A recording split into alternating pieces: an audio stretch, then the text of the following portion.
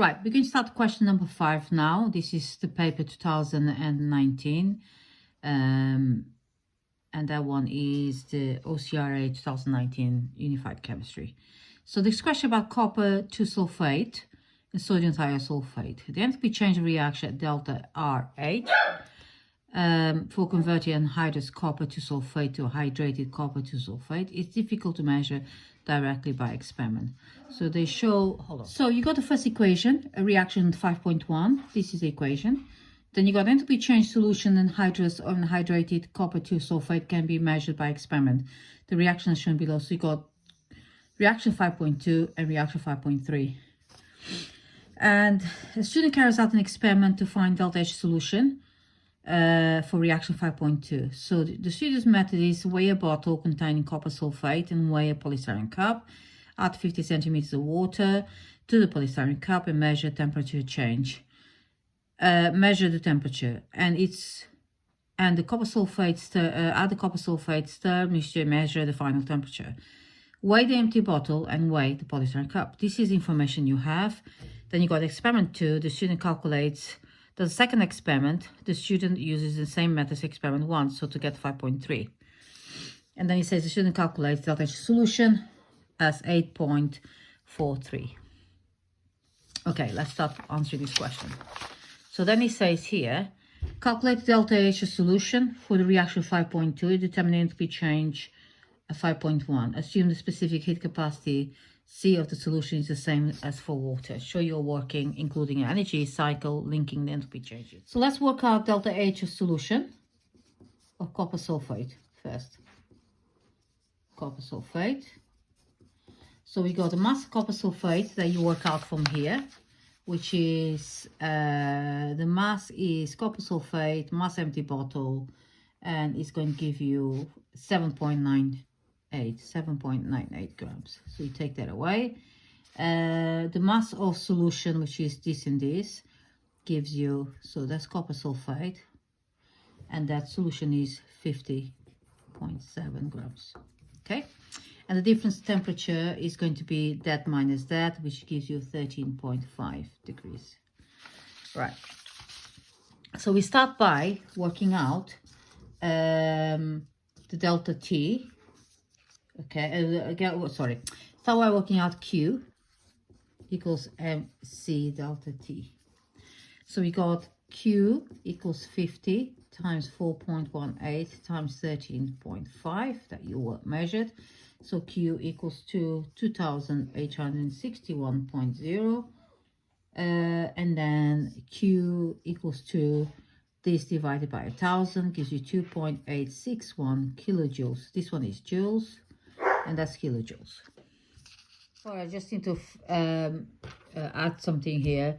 Is that I said 50, but it should be 50.7. You can use 50, but my calculation is based on 50.7. I just forgot to put 7 there.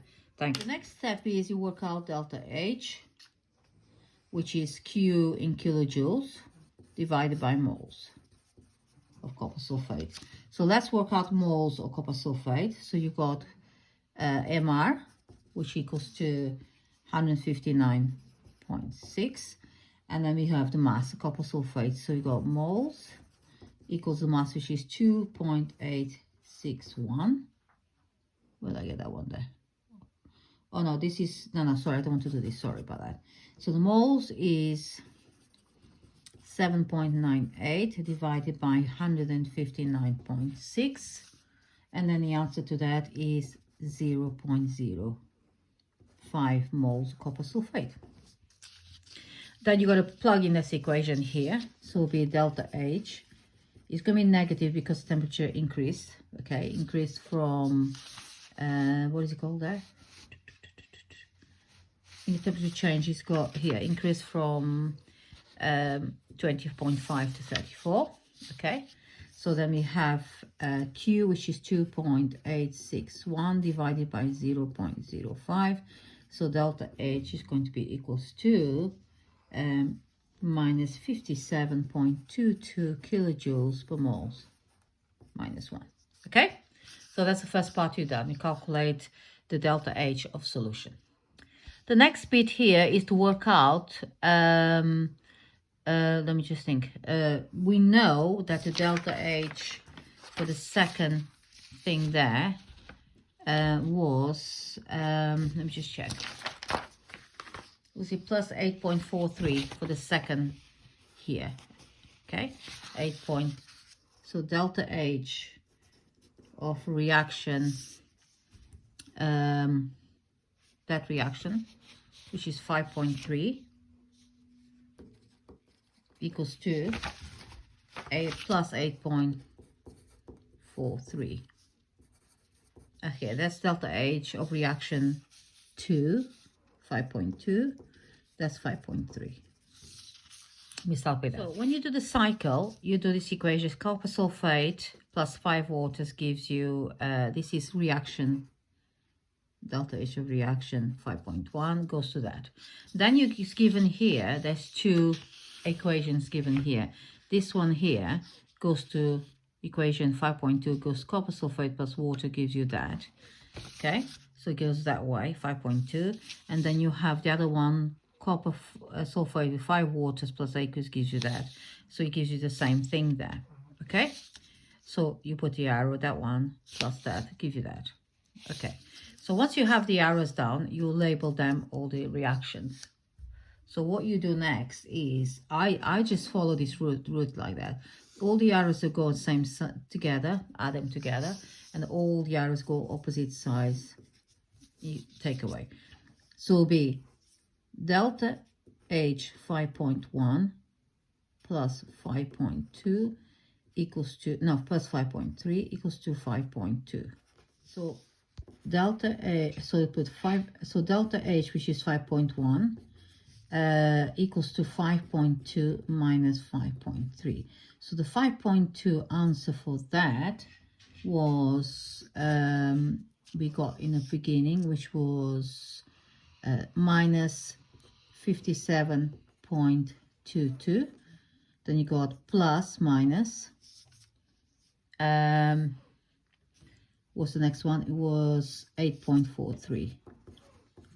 Okay, so the end result, when you had them together, delta H 5.1 equals to 60 minus 65.65. And that's how, this is how I do it. Doesn't mean it's the correct way, but that's how I do this answer. I hope that is helpful. I think it makes it easier if you do like that, I think. So it's up to you how you look in, how you do it. So the thermometer has an uncertainty of each temperature reading 0.1. The student calculates 20% uncertainty at temperature change is experiment 2. So calculate temperature change experiment 2. So you take 20% off, so equals to, so that's your percentage yield, percentage uncertainty, 0.1 times 2 divided by delta T. So if you work out temperature change, you rearrange this. So in the 100 times 0, this will give you 100 times 0.1 times 2 divided by 20, which gives you 1. So delta T is going to be 1 degree. Okay, that's the percentage uncertainty.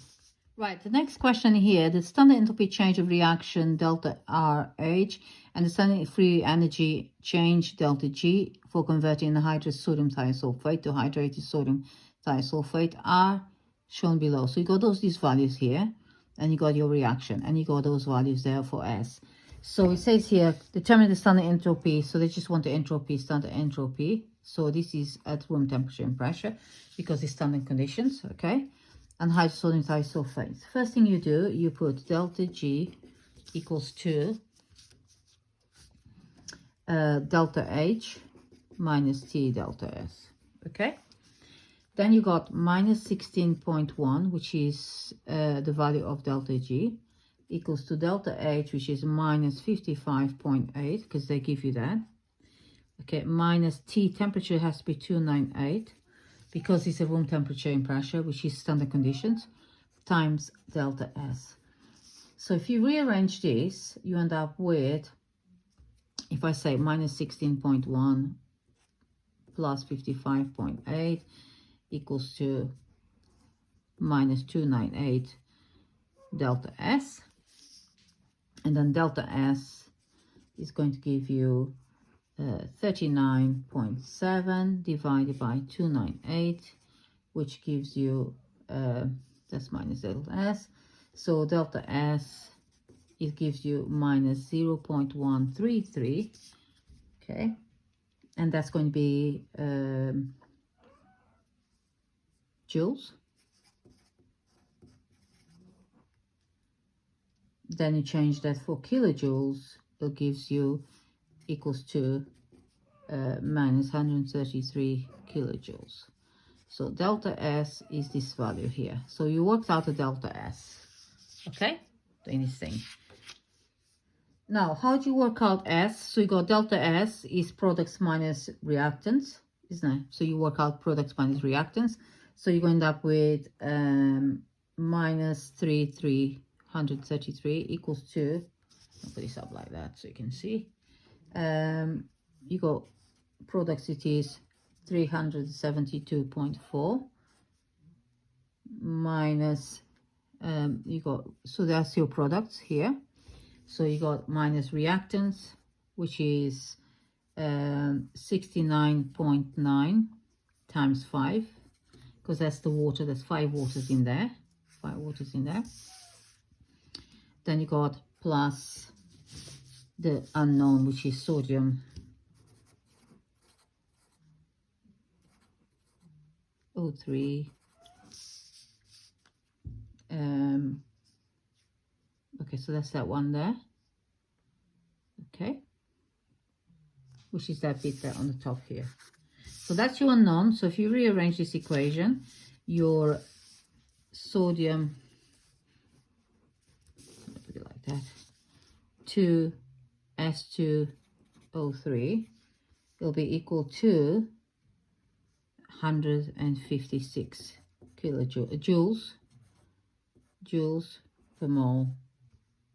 So it'll be joules per Kelvin minus 1 moles minus 1. Okay, so that's what it is, and that's your S value. Okay, S value for this is going to be 156 joules per Kelvin moles minus 1. I hope that makes sense. I'll just leave it like that so you can have a good look at the answer if you need to. So clarifying question B, I made a silly mistake there.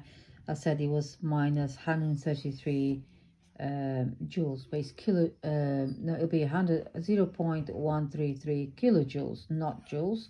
And then you multiply by 1,000, and then you get joules, because delta S is in joules. Sorry about that. I hope you understand that bit, but I got it correctly done, but I just said the wrong thing. I apologize for that. Right, sodium thiosulfate contains thiosulfate ions S2O32 minus. Displayed formula is shown here. It says it predict the angle. Okay, the bond angle is going to be 109.5, just like, and the shape is going to be tetrahedral. Okay. Okay, so in some reactions, the thiosulfate ion forms this format here. This is a dimer, okay, and draw displayed form of S406. Okay, ion. So it's going to be a dimer, so I will put, there's different formats you can do. So I'll put S double bond O, then you got S, and then you got here O minus, then here you got attached to O, and then you got S double bond O, and then you got S minus. So that becomes a dimer. They attach together by that sort of bond in here. Okay, that's it.